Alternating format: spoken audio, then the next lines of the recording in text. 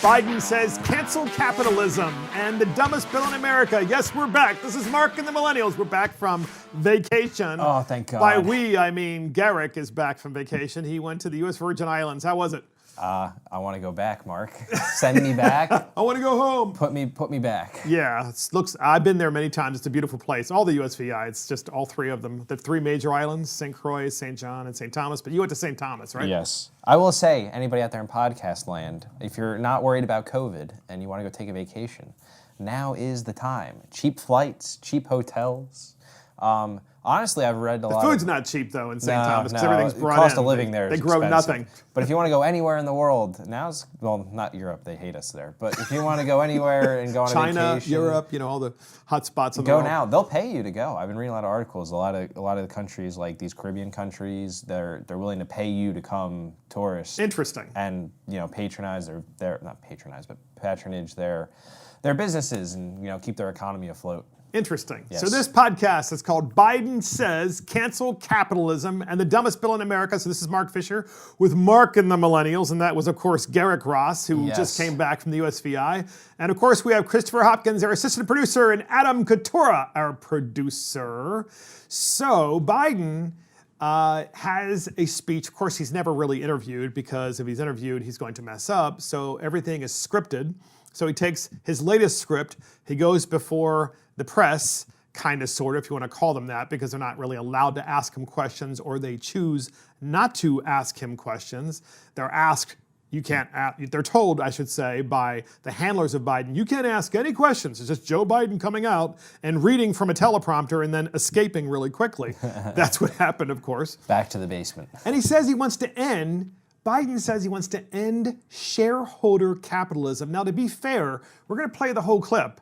Okay, and it's troubling. It's really troubling because it sounds to me like Marxism, or certainly the first step to Marxism. And it sounds like he's trying to make Antifa happy. The first step to Marxism. Geez, Mark, that's like 4 steps over the line there. God. Probably. I know, I'm trying to give him the benefit of the doubt. And shareholder capitalism. That's like the whole essence of our economic driver. Jeez. It is. So we have a clip on this. Here it is. Their workers have a power and the voice. It's way past time we put an end to the era of shareholder capitalism. The idea the only responsibility a corporation has is with shareholders. That's simply not true. It's an absolute farce. They have responsibility to their workers, their community, to their country. This is where Trump has to come back at Biden, I think, really to draw a distinction and say, you know what else they have a responsibility to do? They have a responsibility to be right here in the United States and make their products right here in the U.S., Joe, because you're the one who has been in office for 40 plus years and oversaw the massive exporting of American jobs and industries to China and to Asia. And you're really saying we need to end shareholder capitalism? You're the one that tried to end capitalism by basically getting rid of the jobs. Yeah, and he says that you have a duty to your worker, and I'm gonna push back and act as, and because he acts as if there's nothing that a company does for its workers. I mean, you provide them with a salary, you provide them with a job, livelihood, benefits, and all the things that come with it. Upward mobility, experience, and it's like to act as if going to work is this just truly exploitive process nowadays to me is ridiculous. But who is he speaking to? He's speaking to organized labor. He's speaking to that Antifa crowd and so forth. You know what I find interesting too is that not just Joe Biden, but the vast majority of Americans, including unions, have massive amounts of their money invested in shareholder capitalism. They own shares of companies that are public. Pension funds especially. And why? Because it's for their retirement. It's to grow their income. Because you make money. Yes. You're owning a part of a company. You're getting a dividend. And here's an idea. If you can't make any money by putting your money inside of the bank, where basically the interest rates are effectively zero, just sits there, paid on deposits, or they're closely thereabouts in the United States, then you put your money in the market for the hopes that your return will be greater. Joe wants to end that. It's terrible. And he's saying, I want to end it because the workers aren't being treated properly, and so forth. So what he's saying is, read between the lines, podcast listeners, what he's saying is, Joe Biden, if elected, is going to put in massive regulations to try to control every aspect of the way companies, large, medium, and small, operate, and he's getting back into the envy game. Yeah. Businesses are bad. Businesses are bad. And we had that for 8 years under Joe Biden and Barack Obama, and it did not go well for the United States economy. Yeah, it'll be Glass-Steagall and Dodd-Frank, but souped up and on steroids. On steroids, yes. Yeah. And it'll be Marxism 101, because how do you raise money on capital markets if you want to expand your business? If you're the next Walmart, right? If you're the next Microsoft, if you're the next Apple, and you have a business and the business is expanding, I can tell you as a small businessman, and of course I would love to be like Apple. I'm not, obviously, but these guys needed to expand massively and quickly in order to get to scale. The only way they could do that is to raise money on the capital markets. Yep, through public offerings and things like that. But even then, look at places like small business owners. How are you, Mark, supposed to be able to raise capital for you to get a small business off the ground so you can employ 10 to 15 employees, which the small business market is the backbone of the American economy, and something like this would effectively gut their ability to raise capital, invest in pensions long term for the companies who do choose to do this as a small business, because often your small businesses are the ones that give the most benefits, products, take care of their workers to the most degree, and this would be a significant inhibitor of allowing them to do that. It would. And the thing is the first step, as you said, is shareholder capitalism. The next step is cracking down on your ability to be able to borrow, which is effectively the same thing as kind of sort of going on to the capital markets. You either go to a bank as a small business person, or you grow to a certain scale where you bring in investors. Yeah. Some of them are private equity funds and so forth, and then eventually you go public. Yeah. And Bernie Marcus, the founder of Home Depot, he's actually one of the founders of Home Depot, he actually spoke about this. We have a response from Bernie Marcus talking about the Joe Biden speech about the end of shareholder capitalism. And here is Bernie. Here's the clip. Yeah, you have to be really stupid not to go back in history. And by the way, we try to keep history out of our schools today. We don't want people to understand history, but history repeats itself over and over again. And we know that when you raise taxes and when you start putting in regulations, you're going to kill the economy. Now, that's a very fundamental thing that economists, even left-wing economists, have to agree on. Yeah, so there's Bernie Marcus. Yeah, right there, Mark. Yeah, as I drink a smoothie that basically falls all over me. So, so that was Bernie Marcus, founder of Home Depot, basically saying, yeah, where are you going to go to raise money? And Bernie Marcus, here's a really quick story. He and his partner founded Home Depot, and they would go and they rented these old box stores, if you will. They weren't built for Home Depot. They were stores that had gone bust. Many of them were grocery stores.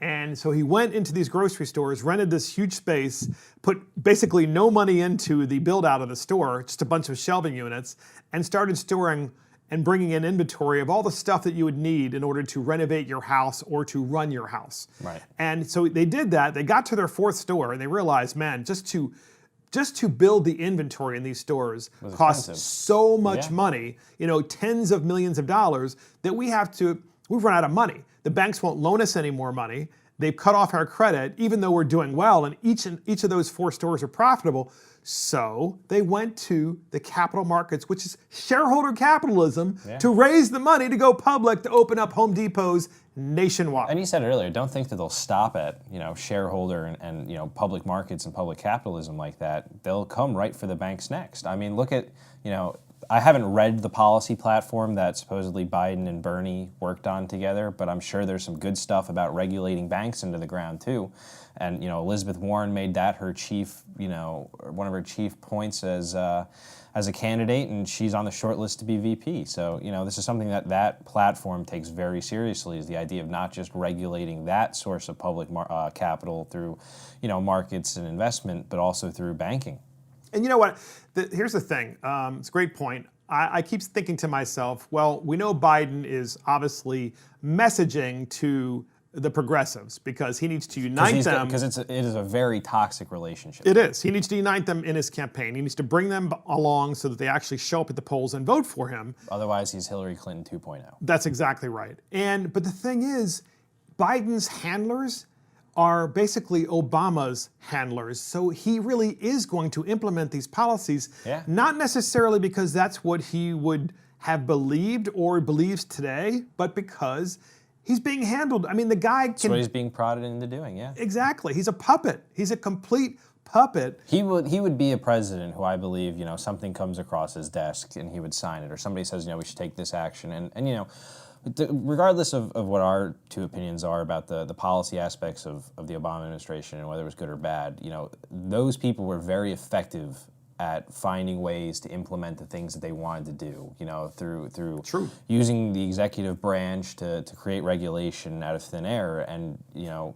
Biden would have much the same ability to do those things if he was elected president. So speaking of which, Biden is channeling Greta Thunberg because he talks about climate change and the climate. Oh. And that's another policy speech that he gave, by the way, once again. He comes in front of the podium, he's got teleprompters, he's reading from them. The press is not allowed to ask questions, so therefore he can't make any mistakes unless he makes them when he's reading, which he still does, by the way, make mistakes when he's reading. Not that Trump doesn't make mistakes too when he reads, but in Biden's case, he really can't go off script because it would be a disaster. So here he is, he's talking about climate change. And look, guys, this is part of what I've said for years about why these climate folks think that it's a religion. He says, we only have 9 years. Here's Joe Biden. Here's the clip. Science requires a timetable for measuring progress on climate that isn't 3 decades or even 2. Science tells us we have 9 years before the damage is irreversible. It's irreversible. What happens in 9 years, Garrick? I think we all die. Because he says the world will end. Science says that if we don't do something that's absolutely draconian between now and the 9th year, that's all we have. Now, see, isn't that vague? So what happens in 9 years? Yeah, to me it sounds like he thinks we're all gonna... It's too late. We it's can't over, reverse it. Everything's done. What can't we reverse? I don't know. Climate change? I mean, it's right. Which means what? Which means what? Which is funny because, it's not like, and I are sitting here and we think that, dealing with the environment is a fruitless task and it's something that we should ignore. But I also think it's interesting that Joe Biden, who is notoriously the Scranton coal boy and likes to tell you he's from Scranton, Pennsylvania and a coal mining family, has now done the inevitable 180 and says, we got to get rid of coal, we got to get rid of, a lot of these, stopgaps in energy that'll allow us to get to more renewable resources. Do you think the unions that run these, the coal mines, the coal mine workers, do you think those unions are going to back Joe Biden now, particularly the ones in Pennsylvania? He needs Pennsylvania. He's doing most of these press conferences in Pennsylvania. Clearly, that's where they want to cut Trump off because they figure if he wins Pennsylvania, Trump is probably going to win. Yeah, this election will be down to like 4 states. But I think Pennsylvania is the key one, which is clearly Biden is making it clear that it's key. Yes. Because he's literally making all of these press conferences. And of course, the left recruited him because he's from Pennsylvania. Yeah. So all roads seem to lead there. But meanwhile, your point was great, by the way, because your point was he's just abandoned one of his 40 years of Senate career and vice presidency was built around this specter that he was the good old boy from Scranton, Pennsylvania, and he knew what organized labor needed. Exactly. And that he would be their solution. And then, he just wakes up one day while running for president, reads the room and goes, enough with organized labor, let's go full climate. So it's interesting because let's talk about that a little bit more in detail. So he needs those progressives behind him, which is why he has to say we only have 9 years, and he's going to shut down coal and any kind of basically fossil fuel energy whatsoever. So he gets the progressives behind him by saying that. And but his then gamble at the same is time, that organized labor will still stay with him despite all these things. But I think it's he loses them. But I think it's tough. I think it's a tough gamble. I don't know that. And he also loses. He also loses the votes of the right-thinking people who actually say to themselves, "Gee, I'm not going to have a job if Joe Biden is elected." Yeah, I mean, think about how many of these. You want to close down coal plants. I mean, think about how many communities across the Midwest would be devastated. Coal plants, coal mines, coal plants. Basically, fracking, fracking is huge in Pennsylvania. Yeah, huge, and that is another thing he wants to get rid of. So, why would he think? Look, there are dairy farmers in Pennsylvania today who were struggling to make ends meet, but were barely doing so. And the dairy farm was in their family for generations. And then some guy shows up and says, hey, we would like to utilize just this 10 acres of your 300-acre farm because we want to drill for natural gas. Yeah. And the farmer ends up making Millions. more money from that well than he could ever dream of, and therefore could keep the family farm and continue to operate the family farm without ever having again to worry about, losing it or making money for that sake. So Biden wants to shut that down. I mean, we're talking about tens of thousands of people that this affects in Pennsylvania negatively. That is, if his policy were to move forward. Yeah, and I was reading some articles in the news, and they were interviewing a lot of these, these average Joe union workers in a lot of these states, and a lot of them were very, skeptical, and they'll be the first to admit to you, like, Joe Biden was our guy. We loved Joe Biden. A lot of organized labor. Old Joe Biden. Everybody in organized labor loved him. He was the man. He was your chief, advocate on Capitol Hill. But now you look at him and it's like, I just don't understand how you can, espouse these principles and believe in such a true, cause, and then when you're running for president, just back the bus up over it. It just makes no sense. I agree with you. Especially since I think he's acquiescing to a minutia of the party and not the majority of it. Yes. Most people in each party sit center left and center right. And that is where they want we call them kitchen table issues because it's really what affects them. Where is their paycheck coming from? Can they afford their bills? Can they put their kid through college? Can they do any of these number of things that is an ordinarily part of everyday life? And, they're not really so much worried about, the impending doom that the climate people would The United States of America is energy independent. And during the Obama-Biden years, they invested about $1 trillion in a lot of renewable energy projects that ended up going horrendous. Bankrupt. Like Solyndra, as an example. There were many more. And this money was pumped into their friends' businesses. And here is Joe Biden saying, I want to do it all over again, and I'm okay with no longer being energy independent and then throwing the existing independence out the window in favor of the fact that we're going to live for 9 years. And nobody should mistake this, that we think that, like, again, energy, how we source it, and the environment, impact of it isn't important, and we shouldn't, nobody should mistake this that Republicans don't care. I mean, obviously, we really do care about a lot of these issues, and there's been some great GOP bills. I mean, we care about the environment. In fact, the environment is getting cleaner as a result of the move towards cleaner fuels, such as natural gas. But the fact of the matter is, change isn't an overnight thing. It takes time. But the far left, including Joe Biden, apparently now they want to get rid of all because it's fuels. A good campaign message for those. I suppose. Because it's, and look, like we said. Will that work with millennials? Are millennials all about this? I'm going to live for 9 years? Yeah, Mark. I mean, the environment is one of the most, to me, it was one of the... But do they buy into, do the millennials buy into the 9-year thing? They buy into it. And what do millennials tell you as a millennial? What do those millennials tell you who believe in the 9-year thing? What do they say is going to happen in 9 years?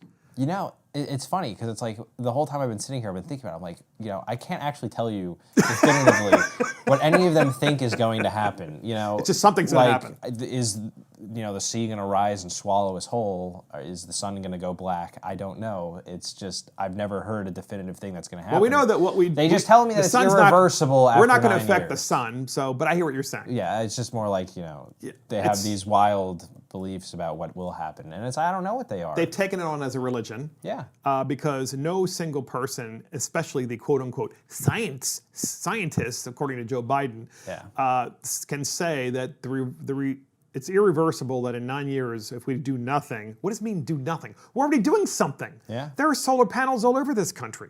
Yeah. In fact, I was just reading an article. Every house, if they want to, should put solar panels on their house. Sure, and they have that right now. Yeah, they do have that right. And it's not that expensive. Yeah, here's the problem. Solar panels last between 20 and 25 years. And then where do you do with them? Put them in a landfill. You can't recycle them. At least no one has figured out how to recycle them. They go to a landfill. But hey, that's not renewable. Innovation. Maybe we should figure out how to do a lot of those things. I would agree with you. I think it's a business opportunity. So here's Vice President Pence responds to Joe Biden, who talks, of course, Joe Biden talked about the climate change only of 9 years. So Pence has his own speech in Wisconsin.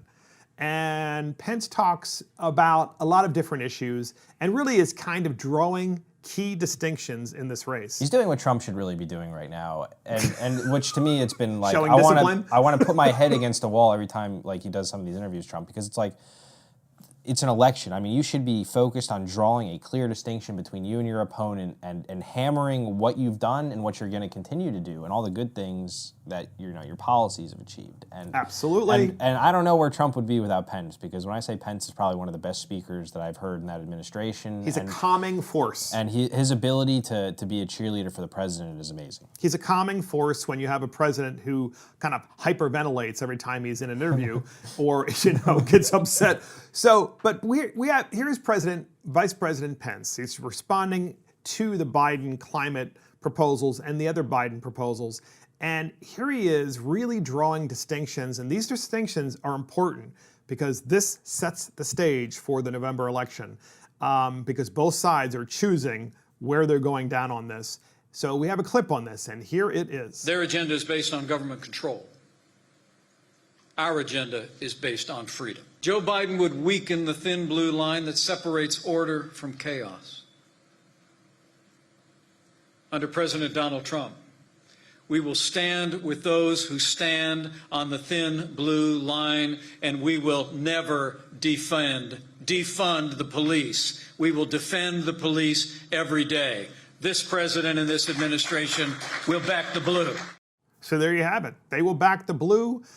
They believe in freedom, and Biden believes in this government control thing, which is not a surprise because he served with Obama, which was all about. It's been a Dem platform for generations. It is, but this we're really beginning to hear policy proposals from Biden, and we're hearing the difference between the two sides. And I agree with you. We've heard these differences before, but now we're getting closer to November. Yeah. And I know the American people, for the most part, still aren't focused because you typically don't get focused until right after Labor Day. Yeah. But also, there's a lot of distractions out there that are making it kind of hard to focus on an election. Some days I wake up, I'm like, holy cow, there's an election in 2 months. It's hard to believe. Yeah, it really is. Well, it's August, September, October, 3 months. So, 3 months, yeah. Yeah, I mean, but it's still hard to believe that it's just 3 months away. Yeah, I mean, here we are in the middle of a pandemic, the issues with China and all these things going on. It's a lot of things going wrong. A lot of things going wrong. And a lot of things going against Trump. But I would agree with you that when Pence speaks, it's very calming and it's very deliberative. And you sometimes wish if Pence could be the front man, and maybe Trump could. I mean, Trump obviously has great energy and limitless energy, it seems, something that Biden doesn't have. But Trump is, and I look at it this way, when things are going right, Trump is, he's usually on point, and he's got great energy, and he's great to listen to because he gives a fun rally. But when things are going wrong, sometimes Trump gets a little, out over his skis. But then somebody like Pence really does come in and is able to put things back to ground. Mediate, allow people to kind of focus on an issue because he presents it in a way that it's easily received. And easily understood, agreed, and received. And Pence also, Pence doesn't light up the other side in such a way where they just lose it and just go crazy and do things like decide they're going to riot or just go crazy on social media. Now, I'm not saying that if Pence were the president today and Trump were the vice president, that the left still wouldn't be attacking him and going crazy. I think they would, but not to the extent that they are. And Pence would be able to articulate in a better way, I think, explanations of how we've made progress in the pandemic and how we're going to get back to where we were in the economy and why Joe Biden is not the right person to do that. Trump, every time he tries, he seems to kind of go backwards 2 steps. And we have some interesting clips on that because Trump had an interview with Chris Wallace. Chris Wallace. So he's a lefty. Millennial sources here. I was on Twitter and everybody was calling Chris Wallace's interview with Trump like a master class in how to interview the president. And I was like, and I've watched the interview, and to be honest with you, Chris said 2 words every 5 minutes. He would just be like, and what about blah, blah, blah. And it's like Trump, a lot of this he just does on his own. But Chris Wallace is a gotcha interviewer. Yeah. Always has been. Yeah. That is the very nature of it. And he tells half-truths. Yeah. His questions often have in them truths. Now, of course, it's up to you when you're being interviewed to clarify the record. And you would expect politicians to just be able to be like, spin a good answer regardless of what the question is. Something that Pence would be very good at. Yes. But unfortunately, that didn't happen for the most part. Trump did did say some funny arguing things. about IQ tests and something about a pink elephant. I don't know. It was weird. Who knows? So here's the good news, right? And I do respect this. Is Chris Wallace asked Trump for an interview, and Trump said, "Yeah, that's fine. We'll do it outside." Of course, it was like 95 degrees. Oh God. And but Trump gave the interview with no subjects were off limits for the interview. I do respect that. Being Now able imagine to talk Biden to your doing that. Oh God, no. He can't even do an interview. They vet the questions. He can't even do an I don't interview. even know the last time he's done an interview. So imagine, I have to admit that if it were you, okay, as a millennial, and the press said to you, we want to be able to have the right to ask you any questions, no question is off limit, that would be kind of difficult because you have no idea. way to prepare for any of the massive questions. That You really throw at can't. Especially when you're president, you deal with a lot of these issues, and especially at we throw the word around a lot, but it really is an unprecedented time in the amount of things that are happening right before an election. Agreed. So it would be impossible to prepare for, and I can't imagine, just giving Chris Wallace of all people, carte blanche. Carte blanche to ask to anything. do whatever he wants. I think that's a mistake, first of all. But Oh God! but yeah. that's you that's got to Donald be Trump. disciplined, but that's his style. Trump is just That is the he's Trumpian like, all right, style. Yeah. And it's something that, of course, Obama would never have done. No. And certainly most not with an politicians adversary. would never do it. And let's face it, Chris Wallace is an adversary to Donald Trump. There's no doubt in my mind because I've seen his interviews with Nancy Pelosi and others, and he's always so much kinder and more careful. And he never really hammers in the questions in the same manner in which he asks Republicans. So, of course, Trump says in the interview, Biden is not competent. No surprise there. I think really even a lot of Democrats would have to agree with that, although they might still vote for I can't Biden. remember if it was Ed Rendell or Terry McAuliffe, but they were like, keep Joe Biden in the basement. They're like, it's working. It's probably better than the alternative of him actually campaigning. So then Chris Wallace asks, what about the violence in America's cities? And Trump responds, and we have this clip, and here it is. There has been a spike in violent crime in America in recent weeks. We've seen deaths up in New York, deaths up in Chicago, shootings. How do you explain it, and what are you going to do about it? I explain it very simply by saying they're Democrat-run cities. They're liberally run. They're stupidly run. We have forced them in Seattle to end the CHOP because, we were going in that following day. You probably heard it. We were getting ready to go in. We were all set. And when they heard that we were going, they set their police force. So there you go. So, look, first of all, that is a fair question. What about the violence in America's cities? Trump talked about CHOP, and I think that was appropriate. And CHOP was ended because the federal government was going to move in and stop it. But then the local government decided to get rid. But here's what Trump didn't say. He should have said, look, the local governments have failed. And they continue to fail. And rather than look at Portland, engage in policies that might be different from the current policies to try to turn things around, they're doubling down on the bad policies. Yeah, look. Yeah, that's I don't know what else to say there. These are easy answers, to easy questions. Very it should easy. just be they're softballs almost, and it's just I would agree. I don't know why he doesn't hammer things like that home. Look at Portland. Portland. I think he thinks everybody knows, Garrick. I think he just figures that, everybody has to know these cities. Or the average American does not know. They don't pay attention. That America's major cities are run by the really woke, progressive type of Democrats, and they're running them into the ground. Yeah, and I look at it this way, and this is what I say to a lot of people who think that politics is Fox News and CNN. And it's really not. I think we're in the minutia of people who it's our jobs to pay attention, and so we do. But if you polled 80% of Americans on their willingness to pay attention to issues like this, they wouldn't know that Portland's in its 60th day of rioting right now.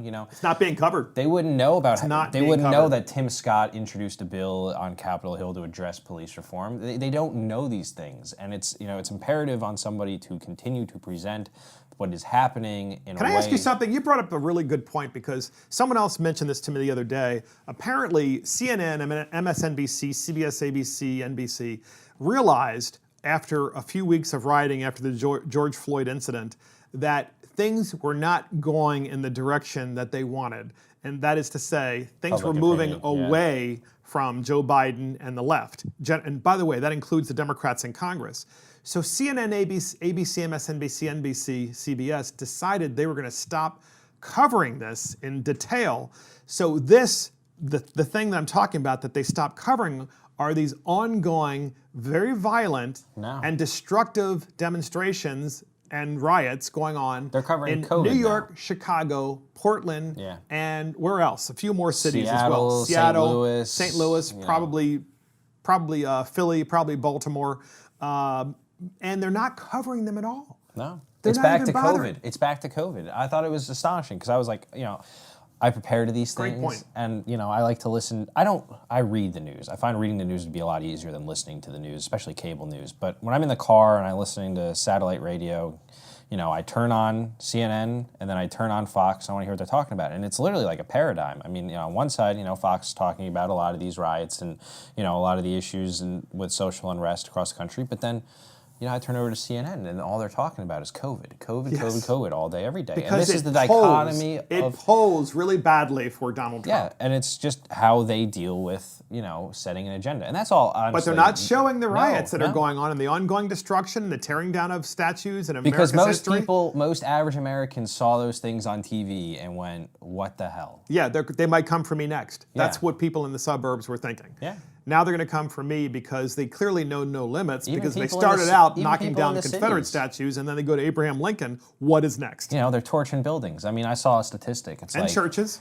anything, literally burning anything willy-nilly. I mean, I saw yesterday a statistic, in Portland, which is probably the last stronghold of super intense social unrest. I mean, they had 110 arsons in the last week, which is absurd. And it's like, people in the cities are even kind of fed up with this thing. I mean, the reason CHOP finally got, taken down was because the average Seattle citizen got tired of just these, people sleeping in their front yards. I have to wonder, if the Trump campaign may target a major state by targeting the major city in that major state and trying to flip that state that would normally always go Democrat to say to people, you know what, here's what has been leading your city for generations, and now look what condition your city is in. What do you have to lose by voting for a Republican other than a different policy objective and a different direction? Why would you stay with us? So, am I naive enough, man? Am I naive enough to think that Chicago could flip Republican, which then, of course, would flip the entire state of Illinois in an actual presidential election? I don't think either not of that us they're are going to naive change, like that, not that they're no. going to change party affiliation, but they might go into the polls and vote a different way. New York City, Chicago, Los Angeles, some major state at some point. It could be Minnesota, by the way. Minnesota. Last election in 2016 very close. was very. If the election were 2 weeks later, Minnesota would have flipped for the first time in generations to Republican. And so, what's happening in Minneapolis? Well, Minneapolis is a disaster still. We're going to talk about that in a little while about how they want to bail out. But Minneapolis. They actually could decide, you know what, I'm either not going to show up to vote for president or I'm going to show up to vote and just do anything I can to get rid of this idiot mayor and a new direction. Thoughts on this? So what I'll say is I'm not going to hold my breath about city councils, mayors, and things like that. But I think that Donald Trump's chief issue in the 2018 midterm was that he grossly underperformed in the suburbs compared to how he did in 2016. And I think when you look at how a lot of the suburbs outside of these cities reacted to, seeing what was going on during the George Floyd protests, I think there is an opportunity for him to reclaim at least congressional seats that in these districts he lost. Which is why Gavin Newsom is shutting down California, because 7 seats flipped in 2018, 7 congressional seats, and now Newsom wants to crush the economy. Yeah. So that he can make sure. I mean, this is so ridiculously political that as a Democrat, you'd be willing to run your state into the ground just to keep power at the national level.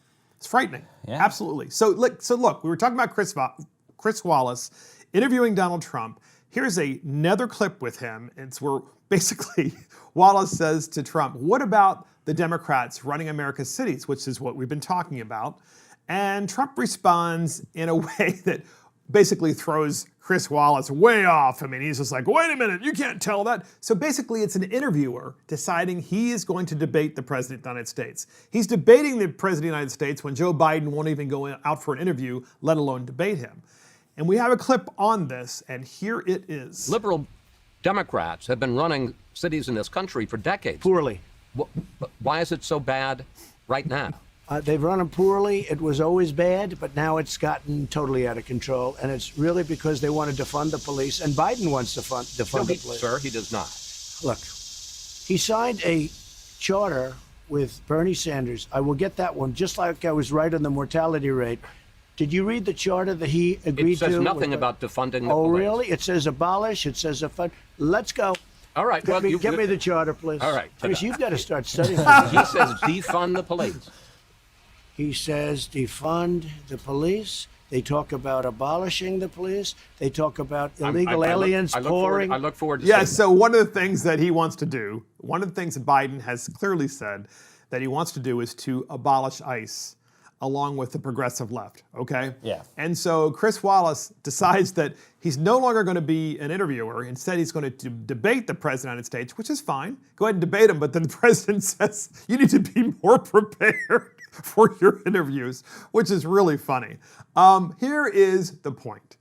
Don't you believe, and don't millennials believe, at least conservative millennials, don't they believe that no matter what Biden says on this issue, he's ultimately going to do what the progressive left wants? Yeah, and I thought that would have been a good answer. That was one of the things I was thinking of the whole time listening to that clip, is if he said, well, he might not include it in the charter, but, the second he's elected, he's going to capitulate to the mob, who wants him to do these policies. And, look at how he's changed. He's done an about-face on energy policy. If you think Biden isn't going to do what Biden's told to do, you're sorry mistaken. And I think, that would have been a very effective answer. But, I hope that most Americans realize that and that we do continue to convey that, as time goes on. And you brought up a great point, Garrick. Isn't that really the central part of this, is that if Trump just answered in that way, it's certainly a lot more believable. Namely, if you say, look, Joe Biden did believe one thing just 10 years ago, 20 years ago, and now he's willing to basically say, well, he's ready to abolish ICE. And so who's to say he stops at ICE? Why would he stop at ICE? If you're going to say that we are a country that is no longer going to have borders, and Joe Biden is okay with that, then why would we want police? Because that's what the mob, as you said, is telling him he has to do. Yeah. And I think that would probably be a better way of putting it. But of course, Trump says, "That's it. Bring it on. Come on, bring in the charter. Show us what Biden really wants." Yeah, they're like, "Bring me the charter. I want to read it." He sits there and he's like flipping through it, looking for it. It's oh my god. And speaking of which, look, it's good comedy TV. I'll tell you that. It is. It was a great interview. It was very interesting, very entertaining. So look, Minnesota is talking about the way you run states and also run cities. Governor Walt. Minnesota has requested $500 million in a federal bailout from the Trump administration to bail out Minneapolis. And that's because, of course, all of the destruction and so forth. So Minnesota Governor Tim Walz, who's a Democrat, requested from Trump to declare Minnesota a major disaster zone in a request to the Federal Emergency Management Agency on just a few weeks ago that more than 1,500 buildings, let me repeat that, 1,500 buildings were damaged by looting and rioting in the wake of the George Floyd murder, okay? Yeah. Now, rather than actually having stopped the rioting and the mass destruction in Minnesota, they just stood by and did nothing, and now they want to defund the police and get rid of the police in Minnesota or reimagine the police. And he wants money. He wants all of us to pay for that. Thoughts on this? So I'm not gonna be too hard, because at the end of the day, who owned those 1,500 buildings? That's small business owners. That's average Americans. Privately owned. These are people who woke up one morning and their livelihood was destroyed. And, I think that there should be some reprieve from them, but I think that the governor of Minnesota and the mayor of Minneapolis should take a lot of accountability for their shortcomings and allowing a lot of this property damage to occur and a lot of these issues to escalate. And, you know, I think if we're going to talk about where that funding should come from, I think it should be imperative on the state budget and imperative on the city budget to allocate, you know, money for the assistance for these buildings. But here, this is interesting, because this is what we were just talking about, how Minnesota could flip to Republican. So you have Joe Biden, he's playing defense in Pennsylvania and Wisconsin and Michigan, right? He's trying to just block Trump in those 3 states to make sure that Trump has no roadmap to an electoral college victory. Right. But if Minnesota were to flip, that completely blows their strategy. Completely blows the strategy. So why not, as President of the United States, constantly hammer on the fact that if Minnesota were to start voting for Republicans, and if they were to start basically getting rid of these idiots who are running their city, remember the president of the city council in Minnesota, that was one of our dumbest bills a while back. Yeah. She was the one that wanted to get rid of drive-thrus. Yes. Right? So these are the kinds of people that run that city. And isn't it possible that maybe some of these people will either not show up to vote, or they will show up to vote and say, enough already, I've had it? Yeah, I mean, you can hope. And I think that fundamentally in a lot of these cities, there does need to be a change in how we govern. I mean, you know, the cases are easy to be made that, you know, a lot of them have been run incorrectly or just ineptly for a very long time. But you know, and this is one of the tragic parts of you know, I think where we are in discourse in modern America is, you know, if this was 1980, you know, a lot of these people wouldn't look so much at what your party affiliation was. They would look at you as whether you could do a good job or not. Or whether you did a good job in your current term. Or whether you did a good job, you know. I mean, look at all the Democrats who voted for Reagan in 80, or all the Republicans who voted for Johnson in 64. I mean, it's just the way that, you know, good governance was rewarded irregardless of your political affiliation. But I have a theory, Minnesota, you mark this, podcast listeners, I have a theory that Minnesota is going to flip to Republican in the election for president, and that theory is based on not just what happened in Minnesota with the rioting and so forth, but the fact that Mr. Floyd was murdered by police officers who were hired by and appointed by a Democrat blue mayor who basically is so afraid of running his city properly that he's basically told everybody to stand down and let people go ahead and burn buildings. Now, that prediction only comes true so much as Trump is able to take the bull by the horns, proverbially, and actually campaign, you know, put a good message out in this area and really hammer these points home. And True, yeah. Without the candidate, you know, it's hard for people to vote for change. It's true. So get this, more than 60 people were shot in Chicago. We were just talking about Minneapolis, Minnesota, and how there are 1,500 buildings that are burned or damaged. 1,500. In Chicago, just over this past weekend, 60 people were shot. 60 in a weekend. Yeah. And meanwhile, the mayor of Chicago, of course, Lori Lightfoot, who is a complete lightweight as a mayor. They replaced Rahm Emanuel, another lightweight, with another lightweight. And she sees everything from the perspective of race and her own sexuality. And it's like, don't you understand? The 60 people who were shot in Chicago, overwhelmingly those 60 people, it was black on black violence. And I just don't understand why these people who live in these cities put up with these Democrat idiots who run their cities.